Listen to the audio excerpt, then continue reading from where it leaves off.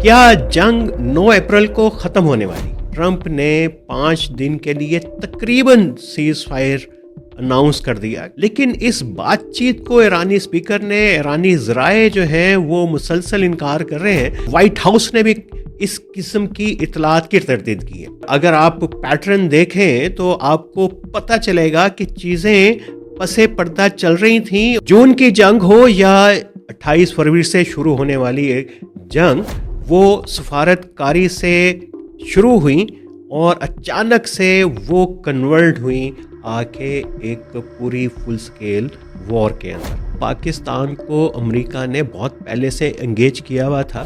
Trump ने इशारा किया था जब फील्ड मार्शल साहब की और प्राइम मिनिस्टर की ट्रंप से मुलाकात हुई थी, ईरान के हवाले से हमारी बात हुई है और पाकिस्तान का बड़ा अच्छा ताल्लुकात है, असर व नफूज़ है ईरान के ऊपर। पाकिस्तान का जो दिफाई मुआहदा सऊदी अरब के साथ है और पाकिस्तान चूंकि इसमें एक बड़ा फ्रीक भी है दिफाई एतबार से, पाकिस्तान इस बातचीत को उसके दूसरे दर्जे तक लेके आया है।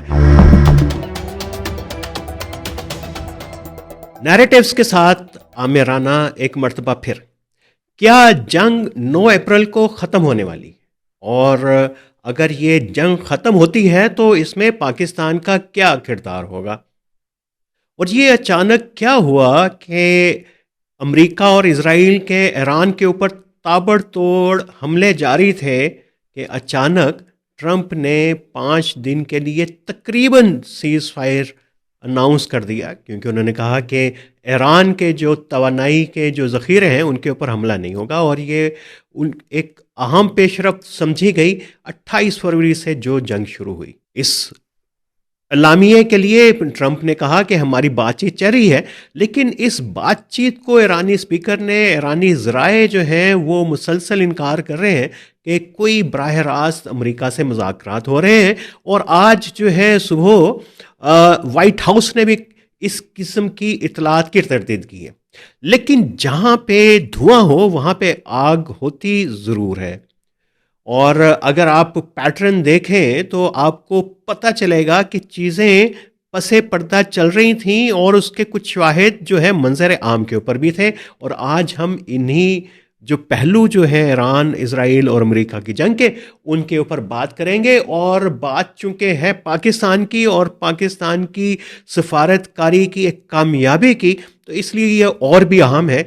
और यहाँ पे ये जायज़ा और तजिया भी तो बनता है कि क्या पाकिस्तान ये जो साउथ के ममालिक यानी जो अभी तरक्की की और दौड़ के अंदर कुछ पीछे ममालिक हैं, उन ममालिक के सफ में शामिल हो गया है जो अपना कद काठ और बढ़ाने की कोशिश कर रहे हैं एक मसालेहती सफारतकारी के ज़रिए।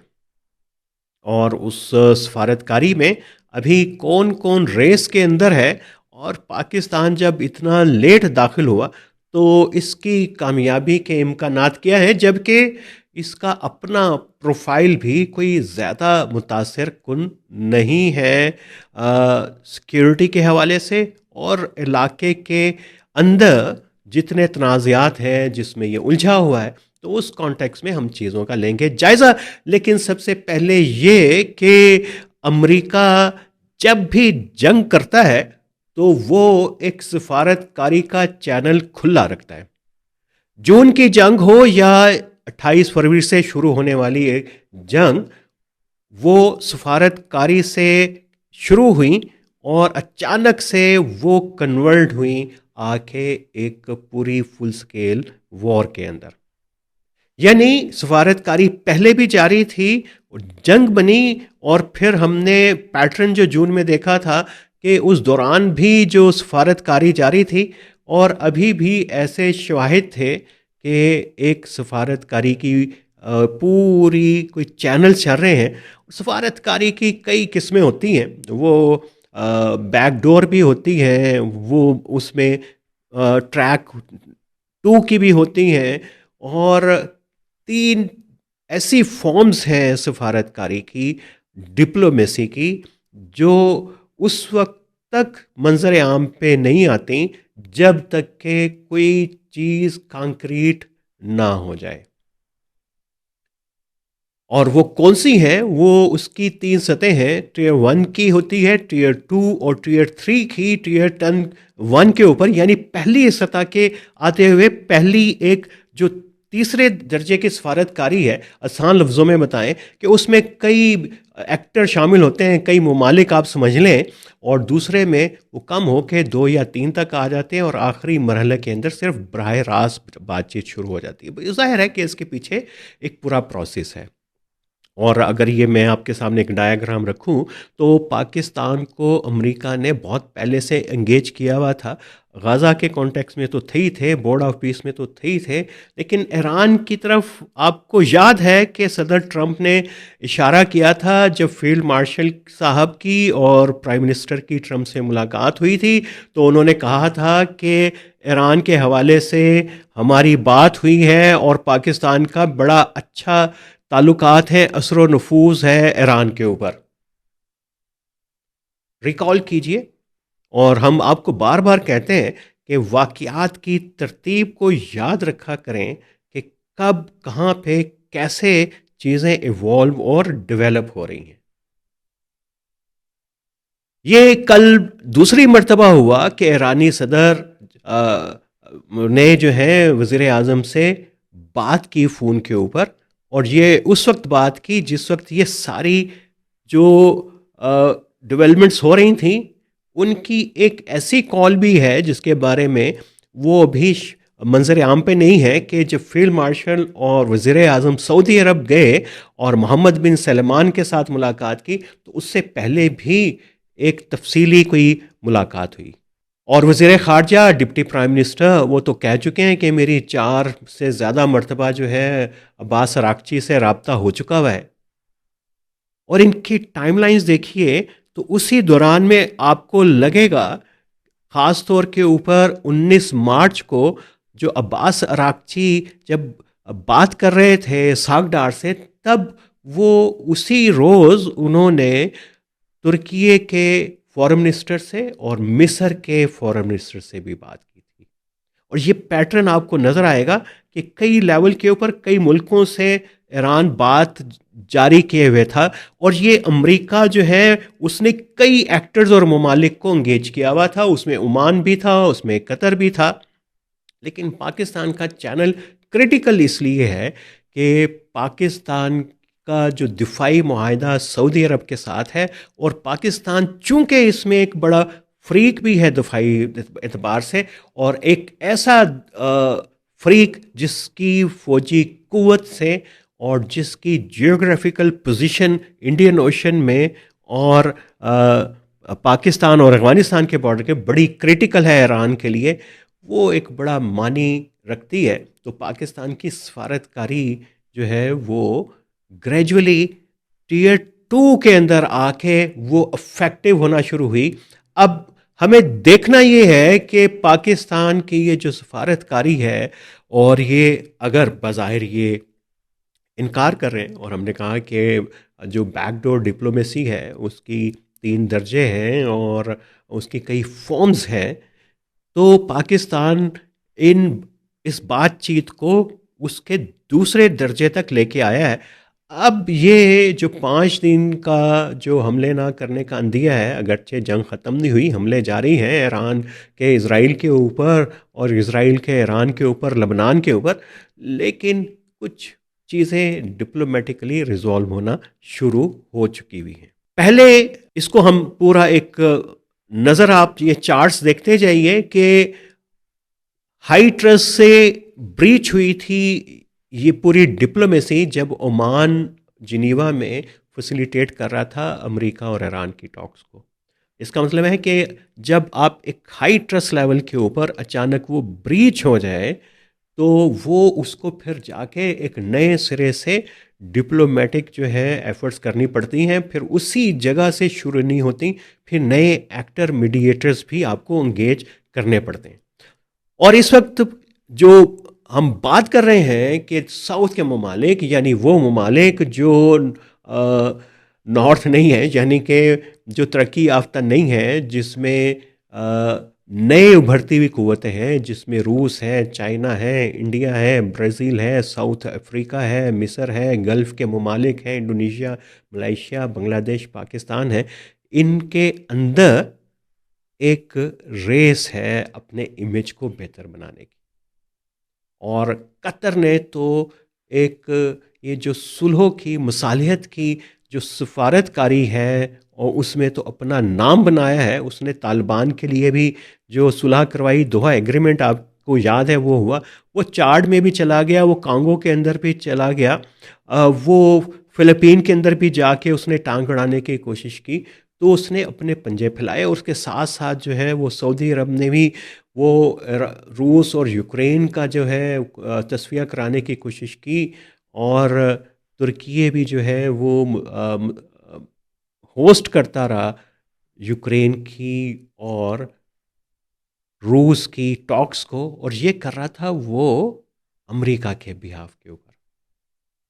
तो क्या अभी तक जो इतलात हैं कि तरदीदें आ रही हैं कि पाकिस्तान का इसमें अभी पाकिस्तान के रोल के हवाले से नहीं, अमेरिका और ईरान के मुज़ाकरात के हवाले से जो तरदीदें आ रही हैं, अगर ये कहीं पे दूसरी सतह के ऊपर मैच्योर हुई तो आने वाला हफ्ता, और मुमकिन है कि आने वाला जुम्मा, हफ्ता और इतवार, जो पाकिस्तान की तारीख का और गल्फ़ की तारीख का एक अहम बाब जो है वो इस्लामाबाद में लिखा जाए। ये इसके बहुत ज़्यादा इम्कानात हैं, लेकिन ये इम्कानात उसी वक्त होंगे, ज़्यादा ब्राइट होंगे कि जब पाकिस्तान जो इस डिप्लोमेसी को उस किनारे के ऊपर लेके जाए, और अब जो आखिरी फरीक बचे हैं जो इस मुज़ाकरात को, इस डिप्लोमेसी को अगले मरहले तक लेके जाने के लिए हैं, वो बज़ाहिर पाकिस्तान, तुर्किया और मिस्र है। जबकि एक और चैनल जो मिल के काम कर रहा है वो ओमान और कतर का है, लेकिन कतर चूंकि एक ज़ख्मी हरीफ है, उसके ऊपर ईरान ने हमले किए, ओमान पे भी किए, और वो चूंकि दिल बर्दाश्त हैं अपनी साबका एफर्ट्स की वजह से, तो बज़ाहिर इम्कान यही है कि ये वाला जो चैनल पाकिस्तान का है जो अभी तक इस्तेमाल नहीं हुआ, और अमेरिका का पाकिस्तान के ऊपर एतमाद है, उसी तरीके का एतमाद है जैसा कि रूस और यूक्रेन के मामले में उसने तुर्की के ऊपर किया था। तो इम्कानात ज़्यादा हो सकते हैं, और ये एक नॉन कोर चैनल्स हैं जिसको हम कहेंगे कि पाकिस्तान के पक्का जो चैनल है। लेकिन क्या इस चैनल के अंदर पोटेंशियल है कि ये कोई बहुत ज़्यादा डिलीवर कर सके?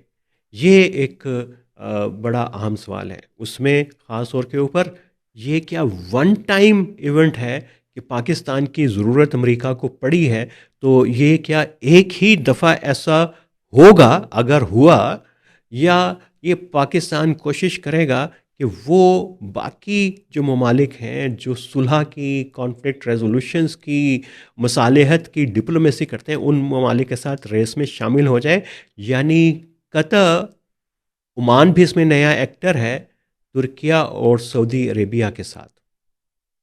तो अभी ये हमें आने वाले दिनों में देखना होगा, और ख़ास तौर के ऊपर पाकिस्तान का जो इंटरनल सिक्योरिटी का प्रोफाइल है, रीजनल प्रोफाइल है, इंडिया के साथ झगड़े हैं, ईरान के साथ तो कशीदगी है, झगड़ा नहीं है, अफ़गानिस्तान के साथ इस वक्त बाकायदा जंग है। एक ऐसा हरीफ जो ख़ुद अंदरूनी और सरहदी तनाज़ात के अंदर झगड़ा हुआ हो, वो क्या एक ऐसी बड़ी रेस का हिस्सा बन सकता है जिसका बुनियादी मकसद ये होता है कि अपने सॉफ्ट इमेज को, अपनी माशी कुव्वत को और ज़्यादा से ज़्यादा जो है वो एक्सप्लॉइट किया जाए, और ऐसा सॉफ्ट इमेज बनाए वो जो आपके यहाँ इन्वेस्टमेंट लेके आए, और दुनिया आपको एक ऐसी नज़र से देखे, एतमाद की नज़र से, जिसके साथ काम किया जा सकता है, कारोबार किया जा सकता है, डील की जा सकती है, एतमाद किया जा सकता है। एक शम्मा रोशन हुई है। अब देखना ये है कि ये जलती कब तक है, और इसका इन्हिसार तो पाकिस्तान की लीडरशिप की जो सलाहियतों के ऊपर है। बड़ा दिलचस्प मरहले के ऊपर है गल्फ़ की, साउथ एशिया की और पाकिस्तान की तारीख, और बड़े तारीख़ी और नायाब लम्हे हैं।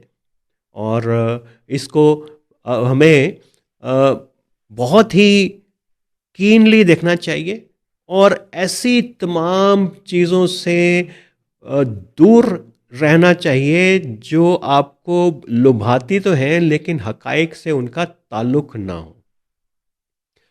मसलन एक खबर बड़ी तेज़ी से आज सुबह फैली और वो अरब मीडिया के अंदर फैलती चली गई और उन्होंने किसी ने कहा कि 9 अप्रैल को ये जंग ख़त्म हो जाएगी। फिर किसी दिलजले ने मिस्र के ऊपर तंज किया और फिर पाकिस्तान के ऊपर कि ये मुल्क जो है 9 अप्रैल को जो है वो जंग ख़त्म करवाएंगे। जब इस खबर का सोर्स पता चला तो इस खबर का सोर्स एक इजरायली पेपर था जो कोई मारूफ पेपर नहीं था, लेकिन बात फैलती है, निकलती है और जंगल में आग की तरह फैलना शुरू हो जाती है, ख़ास तौर के ऊपर जब आपके जज्बात भड़कें और जज्बात भड़कते हैं तसादुम में और जंगों में आपको ऐसी चीज़ें बहुत अच्छी लगती हैं जो बिल्कुल हटके हों और जो अक़ली बुनियादों के ऊपर, जो आपको कोई रैशनल बुनियादों पे कुछ चीज़ें आपको ज़बरदस्ती खिलाने की कोशिश ना करें, क्योंकि ये रैशनैलिटी और ऑब्जेक्टिविटी ये एक मेडिसन ही है जो आपको ज़बरदस्ती खानी पड़ती है, इसका आदी करना पड़ता है। और ये जो सस्ते बयानिए हैं ये इनके लिए तो ये ऐसे ही है कि जैसे लच्छेदार और मीठी गोलियां। तो इस सारे मामले के अंदर देखना ये है कि अभी हालात करवट कैसे लेते हैं। लेकिन अगर ये 9 अप्रैल को जंग बंद हो गई तो ये उस अखबार की और उस नजूमी की खबर पूरी हो जाएगी। और अगर ये पूरी हो भी जाए तो क्या इसका मतलब ये होगा कि ये जंग इल्म नजूम के ऊपर लड़ी जाती। आज का यही नैरेटिव था और जुड़े रहिए हमारे साथ। कल लेके आएंगे एक और अहम पहलू, कुछ ऐसे नैरेटिव जो हमें अपनी गिरफ्त में रखते हैं और कभी हम उनको खोलने का, उनको जांचने का काम नहीं कर पाते। बहुत शुक्रिया, जुड़े रहिए नैरेटिव्स विद आमिर।